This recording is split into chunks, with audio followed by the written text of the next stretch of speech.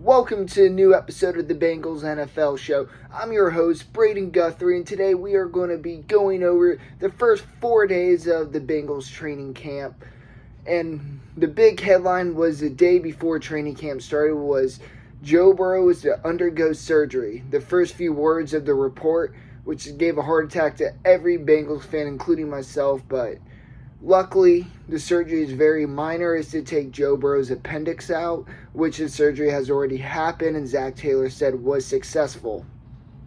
Now, his recovery time is still unknown. Zach Taylor didn't give a timetable for that, but usually for an appendix, it is about 2 to 4 weeks.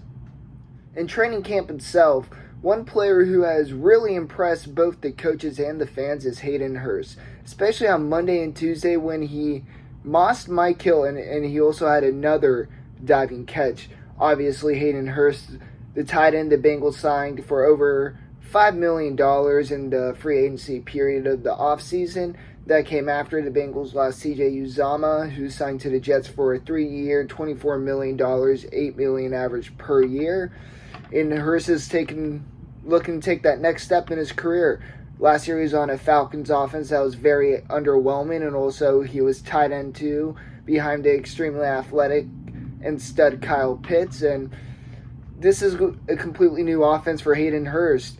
He's going to be surrounded by a bunch of other talent. The Bengals love to spread the ball around. Him being surrounded by that talent will obviously help him. It won't take away targets. It just creates opportunities for him. So seeing Hayden Hurst shine so far in training camp is obviously a very positive sign, and hopefully we'll see more of it and see that also carry over into the regular season. The injury bug has also hit Cincinnati earlier in training camp. Obviously, no major player has gone down with an injury, but some of the younger, more unknown players have. For example, Elijah Holyfield. He has been put on the IR after going down day 1 of training camp. And very unfortunate, son of a famous fighter. And it would have been really cool to see what he could have done in the preseason. Hopefully he'll be able to recover for next year. And on Friday's practice, Mike Thomas and Jeffrey Gutner went down with leg injuries at the end of the practice. They appeared to be okay walking under their own power, but leg injuries are something to look out for. But for us, no injuries have hit the Bengals other than obviously Joe Burrow's appendix, as we talked about earlier, as we also know there is no reason to be concerned for that. Lel Collins, he is working with the rehab director on the sideline, so he's not taking, offensive line reps, but he is on the field, and it's been established that he will be ready for week 1. And staying on the offensive line, Alex Kappa has been taken off the physically unable to perform list, but he's still not getting the snaps. Cordell Volson is actually be getting the snaps at right guard 1 for a little bit. And Jackson Carman's been getting all the left guard 1 snaps, and he has appeared to look much smoother, in better shape, looking leaner. So that's obviously a great positive step for Jackson Carman. Hopefully it's just not show. Hopefully once he goes against other teams' defensive line, full pads, full go, that can carry over, because as we should know with the Bengals offensive line, just because you're starting there in training camp and preseason does not mean you're going to be good in the regular season. So hopefully it means Carman is developing. Frank Pollock is being an effective coach with his techniques. Obviously, earlier in the offseason, Jackson Carman had that news story with that relationship he had. It was all technically legal, and it looks like that will have no effect for Jackson Carman. 2 other players who have so far impressed at the Bengals training camp is Stanley Morgan and the Bengals' first-round pick, safety Daxton Hill. Stanley Morgan has had a few impressive catches, including a diving catch and also being somebody else who has mossed Mike Hilton. So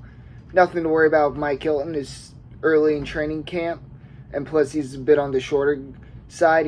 For Dax Hill, that's really good to see. Obviously, he's taken free safety 1 reps with Jesse Bates not there, and also Jesse Bates has been offering help to Daxton Hill, so even though Jesse Bates is still not there, he is still being a good teammate and helping out in different ways than actually being on the field. And also, he caused a fumble to a player who was not reported, but that was a good sign for Daxton Hill. And Stanley Morgan with the good catches. Those have been popping moments for the reporters and for the fans. So hopefully we'll see more of that, and including an eye-popping play. Cameron Taylor-Britt had a near interception that reporters said that were very impressive. So there are some also small tidbits there about who else is shining in Bengals training camp. Staying in the secondary, we have seen some fun battles between the Bengals wide receivers in the secondary.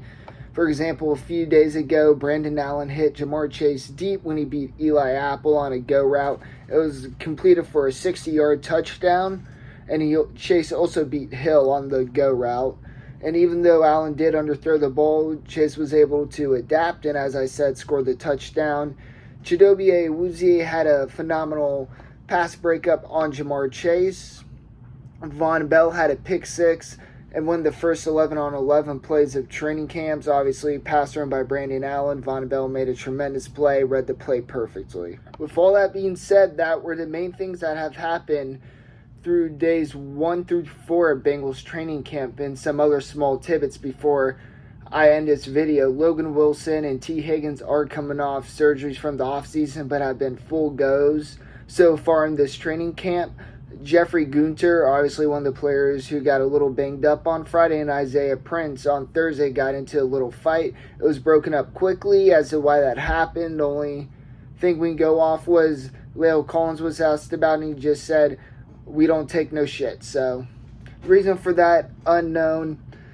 That being said, Hayden Hurst has shined. So has Daxton Hill. Stanley Morgan's fighting for that wide receiver 4 spot. When will Joe Burrow be back, and will he be back soon as just a watcher, guider for Brandon Allen and other quarterbacks? We'll see. As training camp starts again tomorrow on Monday. So until then, hoo day.